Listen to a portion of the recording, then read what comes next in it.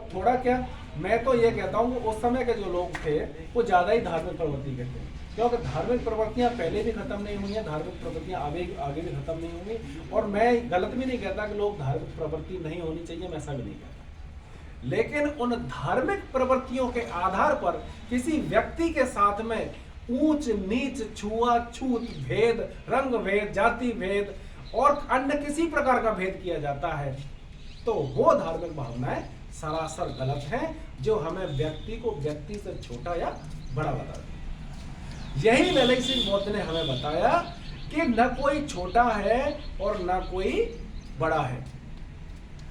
जब ये जन्मे उस समय में, वो दौर अंग्रेजी शासन का हुआ करता था। अंग्रेजी शासन हो या उससे पहले हो, लेकिन छुआछूत या जो सूत्र वाली व्यवस्था थी या अवर्णों वाली व्यवस्था थी, या ये कहें कि जातिगत भेद भावनाएं पहले भी जारी थी और आज भी अभी तक निरंतर जारी है, आपको दिखती है।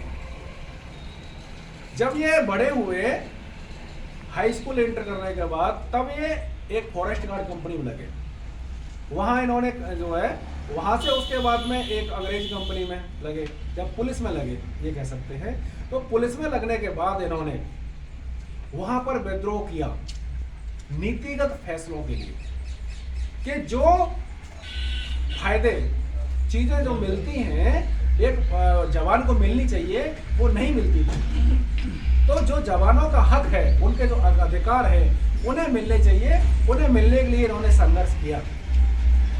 इसी दौरान उसके बाद में 17 सितंबर 1971 को, किसी को पता हो आप लोगों को, कि दक्षिण भारत में एक नाम बनकर के उभरे ई रामास्वामी पेरियार।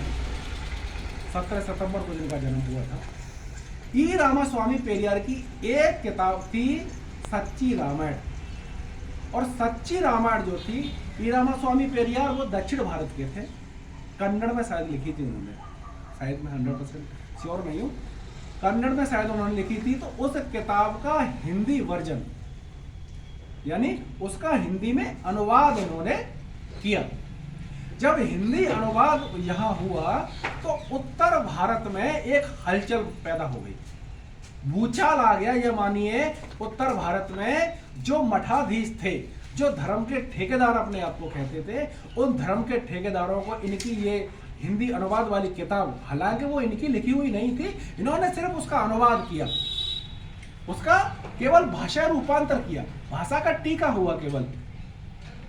जब ये हिंदी में पढ़ी गई तो उत्तर भारत के जो धार्मिक संगठन जितने भी थे, उन्होंने सबने उस पर कड़ा विरोध, कड़ा ऐतराज जताया और उस किताब को बैन करा दिया।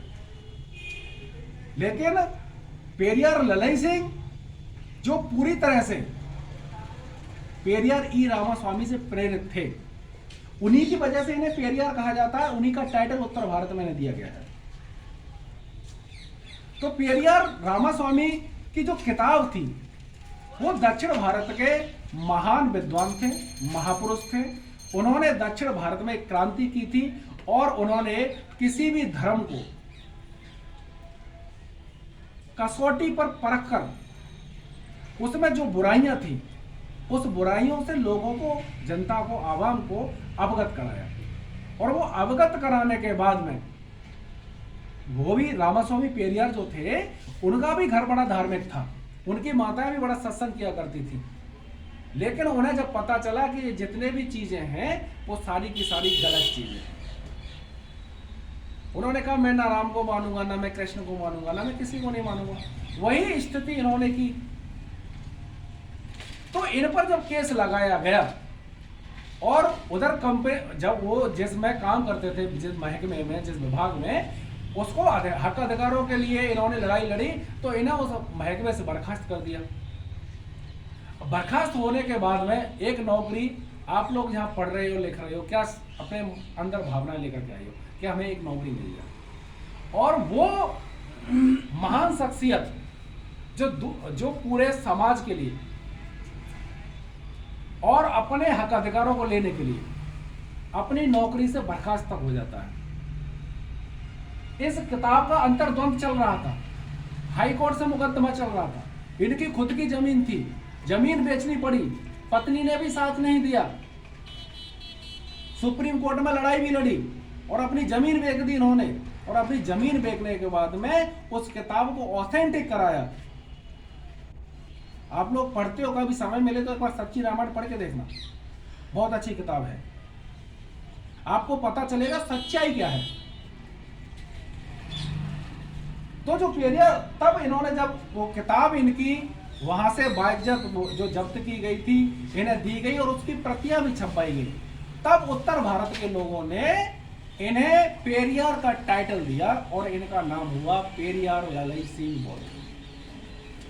ललई सिंह बौद्ध ने बौद्ध धर्म अपना लिया था, अपने पीछे से यादव नाम हटा लिया था और ये चाहते थे वो कि समाज में कोई भी व्यक्ति न ऊंच है न कोई व्यक्ति नीच है।